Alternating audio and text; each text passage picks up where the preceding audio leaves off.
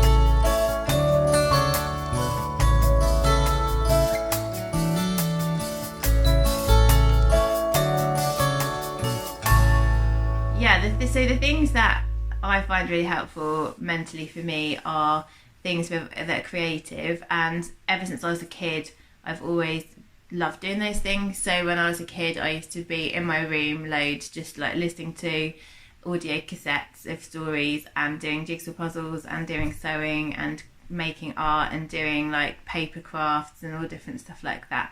and that's still the same stuff that I love doing so much now. So I've been listening. I've had some great audiobooks.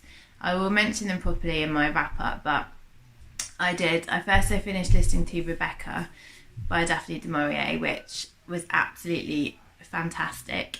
Then I listened to The Voting Booth by Brandy, I think Brandy Colbert, but I'll insert a picture. And this is a YA book which I absolutely loved. It's basically about two teens called Marva and Duke, and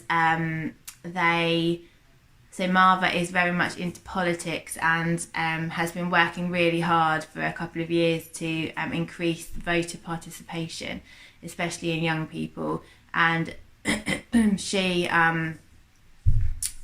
on voting day. She comes across this guy called Duke who is voting for the first time, and he gets to the polling station and he's not registered there, so they turn him away.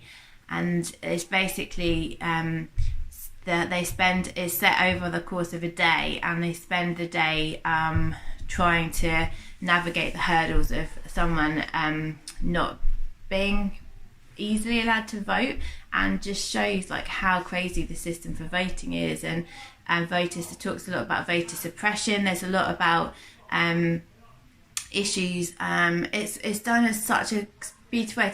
The audiobook is quite short. It's only about 5 or 6 hours, and there's a lot packed into it. There's like relationships, there's like interracial relationships, there's voter suppression, there's police brutality, and there's talk about like racism and stuff like that. But it's all done in this beautiful story about a really healthy, progressive, loving relationship as well. And I just absolutely loved it. Like, it's so good. So that was a lovely audiobook to listen to. And then I'm now listening to The Midnight Library by Matt Haig. It's my first Matt Haig book, but I know Matt Haig is so vocal on social media about mental health and mental wellbeing, and I know he's been through some really hard mental health struggles himself. And so I was just really drawn to that book, really, because I was going through my own struggles, and I'm absolutely loving it. And it's based on the premise of if you had made different decisions in your life, where would your life have turned out, and actually being able to try out those decisions. And I find that concept like totally fascinating. That's the kind of thing that I ruminate on all the time, especially around my choice of degree and stuff like that. You know, if I'd chosen to do art or English, how would my life be different now, and stuff like that. So it's really, really wonderful. So listening to those audiobooks while I've been doing my creative stuff has been really, really healing for me and really lovely.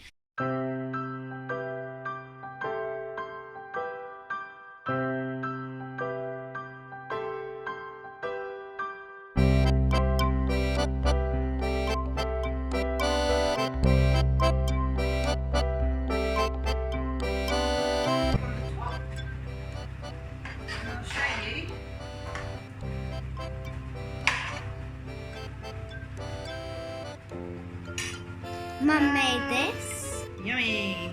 Yeah. So we're gonna try a bit. It will obviously sound quite yummy. Oh, you can see me in the toaster. Oh yeah. So yeah.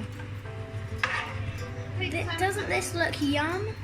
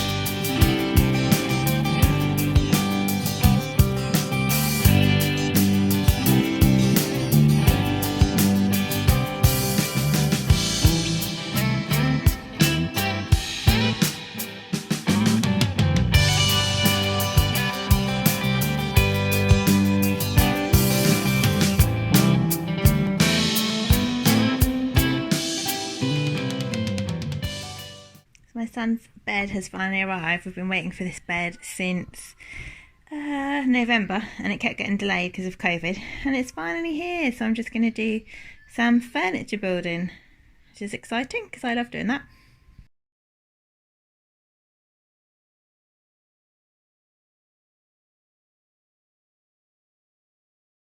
So I hope you enjoy the footage, and if there's any more stuff you'd like to see about like crafts or wellbeing or anything like that, let me know. I'll talk properly about the books that I've been reading in my next video.